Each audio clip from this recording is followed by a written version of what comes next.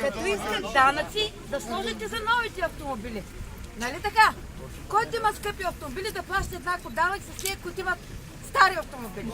Не може на старите да сложиш данък, на новите скъпи коли да няма данък. Като е еднакъв данък, за да се вкарват пари в бюджета, нека да бъде равен за всички. Така ли? Така ли?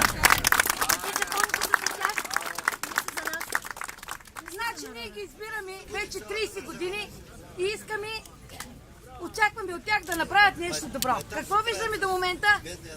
Нищо добро. Нищо. Децата ги изкарахме в чужбина, за да оцелеят. Да не говорим за възрастните хора с малките пенсии. Нали за това сме ги избирали? Като не могат да направят нещо за България, като не виждаме процъфтяващи, като не виждаме хората с добри заплати, като не виждаме безплатно здравеопазване, ами да се вървят в крайна сметка. Да, ама не искат. Ами никът не искат, трябва ни да ги избират. Ние видяхме тая система на управление. Ето тук ни е дошла. До тук. Приля даже. Някой да е доволен от системата? Не. Бойко само.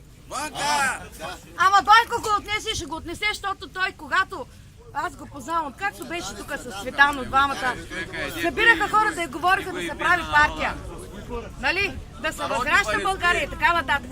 Какво стана в последствие? Понеси са по течението и покрай него всички е така. Той не е слизал от течението.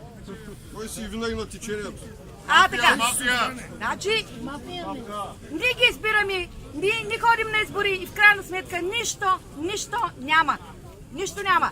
Да не говоря за здравеопазването, да не говоря за пенсионната реформа, да не говоря за детски, пак да не говорим за помощи. Въобще цялата система е с главата надолу.